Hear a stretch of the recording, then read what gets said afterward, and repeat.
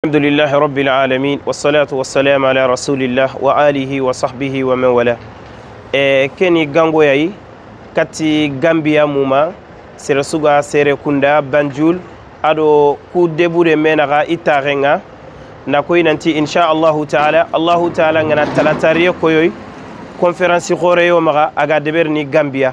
aga deberni Serekunda aga nyana misidebe ma akhingera ko sababu begere ke conférence sababu kenya fay kongini afana nandega sefegadanga Usman ibn Affan radiyallahu anhu ahayatun kamma Finlandi gollu beni Gambiyeni ado silamini asuge ke fogere gangon deberi nanti miside faban kallanonka iga suminino ini sallende berino ado idaran na nyano kengeni iwi noku ade ikharan noku kunga tegene dingirabe nandega kengolle nandega koy khay araban kota na koy nanti golle ngedo tay ahaju ngede mandenga soronni kitu kofme aga deberini alhamdulillah allah ta'ala ndo dema gadi aywa dege ngan katinyana soron qasigiti kenga bi idnillahi tabaraka wa ta'ala afillandi qadi yagarun qaran noku yogo khaynunga mamma yogo ga ay chaton deberni nonga nandega kenka gollende beri kusunyana Gambia no gonye wala kenyani ode gango ngara katti Gambi silami yugo yagare sere sugeni soninkan kamukana ke talata be fayrini aga gemme ke khasobe oga no gonga aywa atam kota osuna menyino nga conférence khore de berni conférence ke OSF ne gadanga Usman ibn Affan kamma alla gana dunge okuy menyini barakay araban kota na nyille telle ka gollu lagani koy gay kagede gollu beni raga kagedi deberi wala sire sugana ku gango wuri ona raga ona sanki ma ananyo suda bognoku oga wuru beni deberni oga khalsini beni kapame ku yani ona burunga khumbene ifay ke finime faban kallano nyada I meni dingira laga ina kita ananya sadaka jariya ni manemene menyi ni ke dingirai miside ngononga ala timeni nguino kungono ikharan no kungono sadaka jariya ni begede mekita isu ande menyi ke gollenga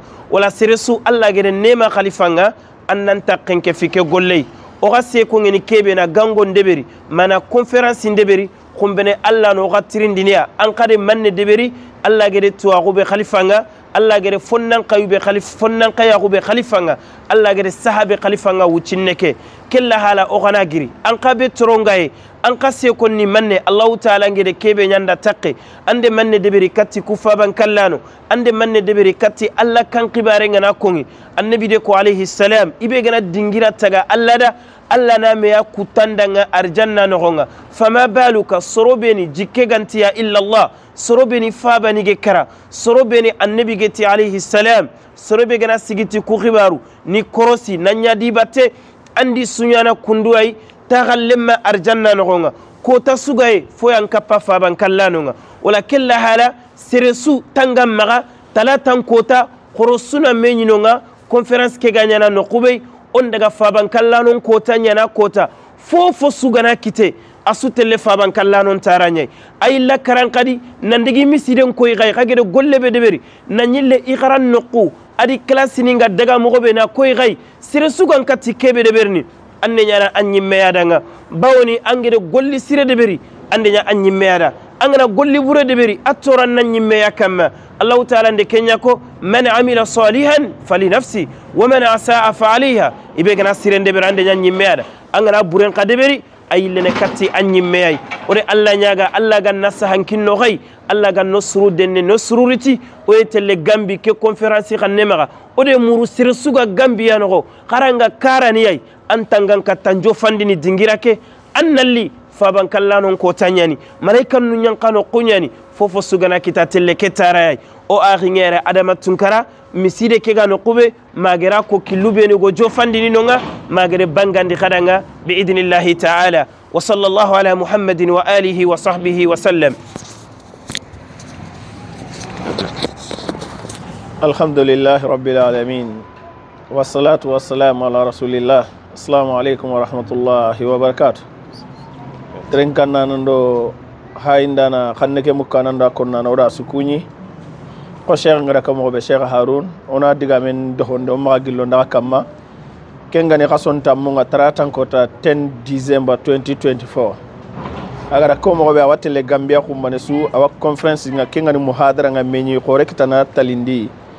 talindi misre be gani Suleiman Alhaji Suleiman Haidara misrenga kenga no haba Alhaji Suleiman Haidara misrenga awa conference ke kitano ngani igum mando ya garim malemina mando Christmas resuga munda annan tawe ka conference di anna tirni ni talindi Suleiman Haidara misrenga no be anna tengeno ngani awa conference ke kitano on the 10 December 2024 kenga ni khason tamunga taratan kota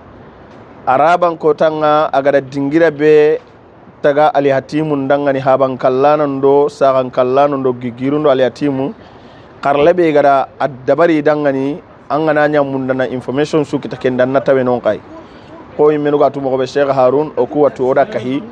oda tu asinen nangaba o watu ga siri ga mene to abucine aga wurondo kiyen daga na liesui gabe nke tende nanti Sheikh Harun ati masa hayima sa mani watene ko har mare men ganani hammi yogo wanga wiya nyago yogo nganda yan chakanda yan gilli anan kabana gon kono anan kabana yigena anan kabana tumana kengana gabo haramare men nyin kollanda na watta kinyana nga watte ke be gatini hammi ngate hammi be ga ke kenni ali atimu nyai be suga ali atima gondo fa bankal lempo lakke be suwatu atore be ga yan tatu agaman kitanta tu ka be su gede ani gadi sire su gara way sikara kenga ko aga ko video ga sonni mo oda video be oga wutu saudi ara konanti muhammadu qumba wage alla gana hinno da illa mo en kenyani ayasigin tan nyada ali atimu khibare nga gambia ada kinna rendezvous kini me saudi andaga nanya fati ali andaga gambia gada nya are mun kay ali atimu ngebe ga ke video da barni lenki kebe gim video no badan kembe ga tren kana kumba no suro mulla way kapali atimu alla gano yunum puto kembe roga kebe konnota stresu annatu nanti keni qolle angana radi nimisi entadi ali atimu agunda joppa farenya alayhi salatu wassalam anti habatu ama da tugunnen to donc serebe gana ali atimu ne man annatu nan dambaga da faren ke magantalle munya dema awa Sheikh Harun ado kenya hamminni wuro ada ya hamminni kiye haraga kuitube no igatni Sheikh Harun ayto kenko ta din kiri nanti tiyo go gage Gambia hibe gada ngana ma presque 40,000 euro 50 euro wasaka kama ujunu nakati euro kembe kitadi ka galsi ke transubana antarni france rana surono Allah golle ke ali atimu konu ngeko gono ndanken gono ngidanu dangidanu remmu Gambia ali atimu bete Harun galle ni Gambia ko nyagal lui in islami no nyagal lui awa kebe ha maka Gambia kuno ame ana maka Murtani ame ana maka Senegal ame ana maka Mali ame ana maka Gambi jamani suga di sonu konya ta ngano Sheikh Harun da kaho sigindino igati ni ali atimu haban kallano ndiye mandi kaho ngey mebe gani daru men kite ya gare godo duto ma gana sonu ka gare nyani aga din kirinanti di ni moro ngari Haruna grupundi iga kina karara lello on to ma ila saman tempe igarantu ga donye kembatte dinda Sheikh Ismail nda nyani moro kinen nan tanan contacti lemnu ku sine nga katunu tugena mo be garangenga sedebe ga sigi serempa ba halle annatu nanti kenci gi hogore nyede kembe Gambian ko girne nga katagai taratan ko ta gason tammu siresu tangam maga anga sere kunda banyunu ado kombo area ke anna drota anna daga taweno angara hohor ke golledi andaro haban kallano ndo ali atimu nyada kembe Sheikh Haruna ona alla nyaga ga droto yebe anay matonu nchuada alla ga no da wiyunum puto aga hammi kebe gadi kenni haban kallano nye serenga tu kebe aga dankita serenta tu kebe aga matakanga kanti medro to yede o ko wase da wuro kiye